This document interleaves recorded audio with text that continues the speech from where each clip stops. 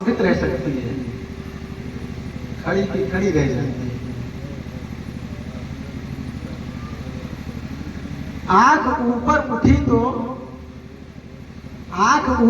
तो गजब हो गया, आंख नीचे झुकी तो सितम हो गया। आंख ऊपर उठी तो गजब हो गया, आंख नीचे झुकी तो सितम हो गया। ये भैया कहाँ लिखा हुआ है? इसे आपके मानस में लिखा हुआ, बाबा जी ने लिखा था, गोस्वामी जी ने लिखा है। कब का प्रसंग है? जब भगवान प्रभु श्री राम जी को वनवास दिया जा रहा था, उस समय कई बातें कैसे कर रही थी जानते हैं? वहां की तिरछी हुई तब क्या हुआ? भैया कटिया फंस गया, जाना कटिया लाग गया। आंख में बड़े गुण हैं। पत्नी को अपने पति के अलावा, स्त्री को अपने पति के अलावा किसी भी पुरुष से निगाह में निगाह मिला करके बात नहीं करनी चाहिए। ये शास्त्र हमारा कह रहा, मैं नहीं कह रहा हूं, ये शास्त्र कह रहा है स्त्री को अपने पति के अलावा किसी से निगाह पे निगाह रख के बात नहीं करनी चाहिए, और अपने पति से कभी भूल में भी निगाह नीचे करके बात नहीं करनी चाहिए।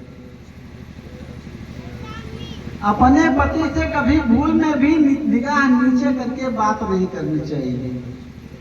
अगर आंख नीचे झुकी तो क्या हुआ? कजा आ गई, सितम हो गया। कह उस समय महाराज दशरथ से बातें कर रही थी तो कैसे कर रही थी? आंख नीचे करके बातें कर रही थी, नाक में आंख नहीं रखी। कहीं मैं आंख पे आंख मिला करके महाराज से बातें करूंगी तो कहीं महाराज की दशा देख करके मुझको दया ना आ जाए, कहीं हमको महाराज की दशा देख करके दया ना आ जाए। इस भाव से कई ने निगाह नीचे करके रखा था, निगाह पे बात नहीं रखी, निगाह पे जो है निगाह नहीं रखा। क्यों? और महाराज दशरथ जानते हैं, महाराज दशरथ बहुत बड़े ज्ञानी हैं, बहुत बड़े ज्ञानी हैं। अभी थोड़ा संक्षेप में इशारे बता देते हैं कैसे महाराज दशरथ। महाराज दशरथ बहुत बड़े ज्ञानी हैं। आज इतने बड़े ज्ञानी भी उस सुंदरता में मोह गए, जैसे कल की कथा में व्यास जी ने बताया था कि विचरते हुए आत्मदेव सन्यासी अपनी उस धुंधली पत्नी को देख करके मोहित हो गए थे, परित्याग नहीं कर पाए। कैसी थी? बड़ी खूबसूरत थी भैया, पतली पतली गोरी गोरी, लेकिन थी कैसी? बड़ी लड़ाका थी, बड़ी लड़ाका थी। कैसी थी? देखन में दुबली पतरी, देखन में दुबली पतरी, लट खोरी लड़ाई सगरव नगरी माँ। देखन में दुबली पतरी, लट खोली लड़ाई सगरव नगरी माँ। और सासू के झोंटा उचारी धर, और ससुर के लठ आने को पड़ी माँ। और जेठ के मुँह उखाड़ लिए, अरे जेठ के मुँह उखाड़ लिए, लौरे देवर का पटक धरणी माँ। अब कंत बेचारा चिरौरी करे तो वो कहे बंद करे कोठरी माँ। भैया बहुत सुंदर रहा तो ऐसा रहा था, कोई सुंदरतम बड़ा कांटा रहा था। जवन चीज जितने सुंदर बा उतने कटीला बा, उसे बहुत सावधान होकर ओकर छुए चाहे ध्यान दिया। गुलाब के फूल बड़ा अच्छा लगा, संस्कृत में का कहावा जाना थी, तरुणी कहावा, तरुणी। लेकिन पाती के लगे देखा तो कांटा, पेड़ में देखा तो कांटा, फूल पूरे लगा तो करे डंडी में नान नान काटा रहा था। ध्यान दीजिए, जितने सुंदर बा उतने कांटा है। तो यह कटीली चीज का स्पर्श करे से पहले बहुत सावधान हो जाना चाहिए। ऐसे ऐसे ज्ञानी इसमें मोहित हो जाते हैं, ऐसे ऐसे ज्ञानी इसमें माने इतना गुण होते हुए भी लड़की बहुत थी ना। क्रूरा अति जल्पिका लिखा गया है, क्रूरा अति जल्पिका, धुंधली ऐसी। लेकिन तब महाराजियों के सुंदरता देख के ओका छोड़ ना पाई, त्याग ना पाई। क्या देख के? सुंदरता। ऐसे महाराज दशरथ कह के एक सुंदरता देख के यहाँ तक की आए बा कि चरण पकड़ ले, यहाँ कह के महाराज दशरथ चरण पकड़ लेने। उस दिन महाराज दशरथ कह के चरण पकड़ लिया और रोने लगे कि हे भामिनी, तुम जो मांगो सो मैं दे दूंगा, लेकिन हमारे पुत्र को वनवास मत भेजो, राम को वनवास मत भेजो। मैं तुम्हारे पुत्र को राजा बना दूंगा, मैं तुम्हारे पुत्र को राजा बना दूंगा, लेकिन राम को वनवास मत भेजो। हमरे राम भरत दुइया की। महाराज ने क्या कहा? मुझ में हमको जो है राम और भक्त का कोई भेद नहीं दिखाई देता है। हमरे राम भरत दुइया की, सत्य कहूं करी शंकर साखी, सत्य कहूं करी। हमारे प्रिय कौन है? भूत भावन भोलेनाथ है, शंकर है, ममता। शपथ लेकर के कहता हूँ कि हमको अधिक प्रिय कौन है? राम और भरत है। ये मानो हमारी तो नेत्र हैं।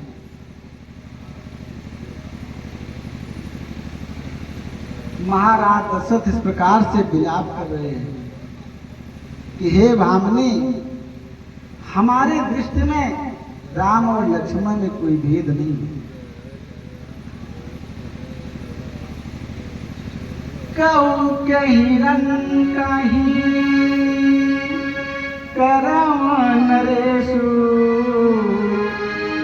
कहूं कहीं रंग कहीं करम नरेशु, कहूं कहीं विपत्ति निकारम देशु।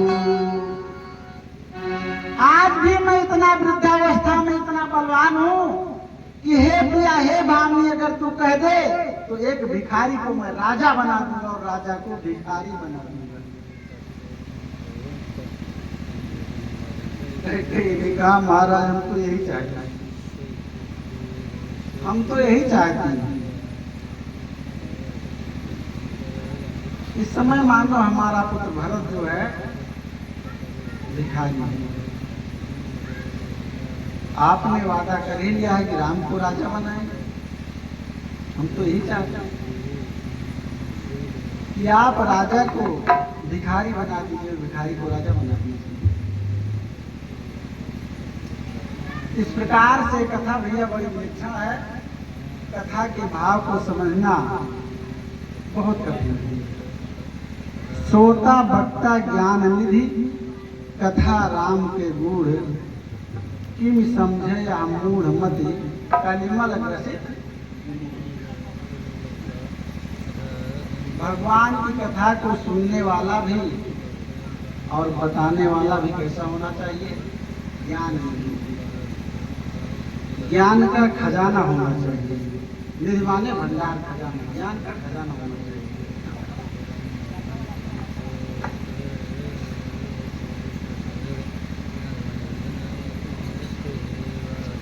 श्रोता और वक्ता दोनों को कैसा होना चाहिए? ज्ञान का खजाना, ज्ञान का भंडार होना चाहिए। कथा राम के गुण। ये कथा, भगवान की कथा जो है बड़ी गुण है।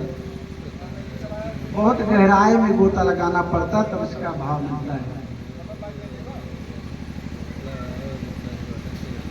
तो इस प्रकार से आप लोगों ने कल धुंधकारी की कथा में सुना कि आत्मदेव जो है, गोकर्ण जो है, आया घर में इन वैष्णव के कारण जो है उत्पटांग सपना देखा। सपने में भगवान भास्कर को, सूर्यदेव को जो है साक्षी मान करके उस छाया पे जल छिड़का। बोला तू कौन है? अपने असली रूप में आ जा। तो रोने लगा, आओ बंधु के पास में। हे भाई, हे कृपा के सागर, हम आपके बड़े भाई धुंधकारी हैं। किसको साक्ष्य किया? सूर्य भगवान को। सूर्य भगवान क्या है? हमारे कर्म के साक्षी। सूर्य भगवान हमारे कर्म के साक्षी हैं। तो इस प्रकार से कर्म का साक्ष्य जब दिया तो धुंधकारी प्रेत जो है वो बोल पड़ा, ये दिया मैं आपका बड़ा भाई धुंधकारी हूँ। धुंधकारी बड़ा क्यों हो गया? गोकर्ण छोटा क्यों हो गया? अरे इसमें अहम तत्व होता है।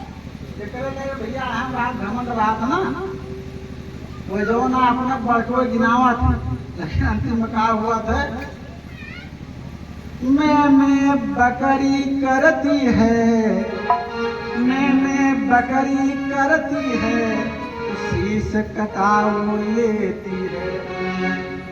भैया बकरी मैं हरदम करा था ना, तो ओके कौन दशा हुआ था? कसाई खींचा के मूड कट गया। मैं बकरी करती है तो शीश कटाऊ लेती है, लेकिन मैना मैना मैना करके, मैना मैना मैना करके सबके मन को भाती है।